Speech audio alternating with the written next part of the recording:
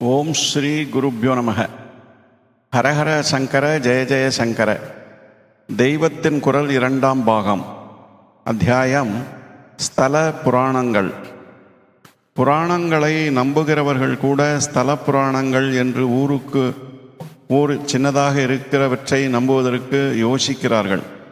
படிப்பாளிகள் எல்லா புராணமுமே பொய் என்றால் ஸ்தல புராணம் வெறும் குப்பை என்னும் சொல்லும் அளவுக்கு போய்விடுகிறார்கள். என்ன காரணம் என்றால், அநேக ஸ்தல புராணங்களில் ஒவ்வொன்றிலும் இங்கேதான் இந்திரனுக்கு சாப விமோசனமாயிற்று, இங்கேதான் அகஸ்தியர் பார்வதி பரமேஸ்வரால் திருக்கல்யாண காட்சியை பார்த்தார் என்று இருக்கிறது. இது எப்படி சாத்தியம்? அவரவரும் தங்கள் ஊரை உயர்த்தி சொல்ல வேண்டும் என்பதற்காக இட்டுக்கட்டி கதை வைத்திருக்கிறார்கள் என்று சொல்கிறார்கள். இதை பற்றி விஷயம் தெரிந்த ஆஸ்திகர்களை கேட்டால், கல்பத்துக்கு கல்பம் அதே கதைகள் திரும்பவும் நடக்கிறது. அதே கதை நடந்தாலும் ஒரே அச்சாக இல்லாமல் கொஞ்சம் கொஞ்சம் பேதமும் இருக்கும்.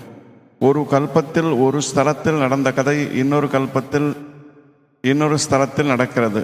இதனால்தான் அநேக ஸ்தலங்களில் ஒரே புராண கதை நடந்ததாக சொல்லப்படுகிறது என்கிறார்கள். இதை ஒத்துக்கொள்ள முடியாதவர்களும் கூட ஒவ்வொரு ஊர்க்காரர்களுக்கும் புராணங்களில் வரும் புண்ணிய சம்பவங்கள் தங்கள் ஊரில் நடந்ததாக சொல்லிக் கொள்வதில் ஒரு பெருமை இருக்கிறது என்று நல்ல முறையில் தான் எடுத்துக்கொள்ள வேண்டும். பாமர ஜனங்கள் தங்கள் ஊருக்கே ராமர் வந்தார், கிருஷ்ணர் வந்தார், மகரிஷிகள் வந்தார்கள், அங்கே மகா கொடூரமான பாவங்களுக்கு விமோச்சனம் கிடைத்தது என்று நம்பிக்கையை பெற்றதால் அந்த கோவில்களுக்கு போவதிலும் உற்சவங்கள் நடத்துவதிலும் உற்சாகம் அடைந்து நல்ல பக்தி ஸ்ரத்தைகளை பெற்றிருக்கிறார்களா இல்லையா? இதைத்தான் நாம் கவனிக்க வேண்டும். புத்திசாலிகளான நம்முடைய சந்தேகங்கள் இல்லாமல் அந்த எளிய ஜனங்கள் பெறும் நிறைவை ஏன் குலைக்க வேண்டும்? இந்த மாதிரி விஷயங்களில் உண்மை என்பதாக ஏதோ ஒரு யதார்த்தத்தை சொல்லி அதனால் சாமானிய ஜனங்கள் பெறும் திருப்தியை கொடுத்து அவர்களுக்கு புத்தி கலக்கத்தை உண்டாக்கக்கூடாது. திருப்தியை கெடுத்து அவர்களுக்கு புத்தி கலக்கத்தை உண்டாக்கக்கூடாது.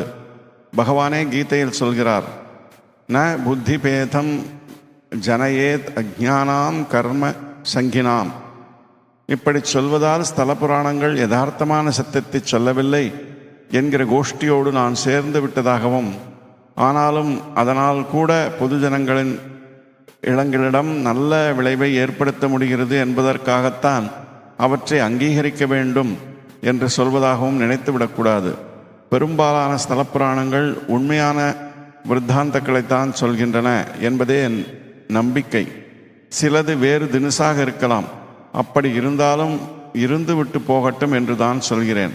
எல்லா ஸ்தல புராணமுமே பொய் என்று நான் சொல்ல வரவில்லை. இத்துடன் ஸ்தல புராணங்கள் என்ற இந்த அத்தியாயம் நிறைவு பெறுகிறது. ஓம் சாந்தி சாந்தி சாந்தி.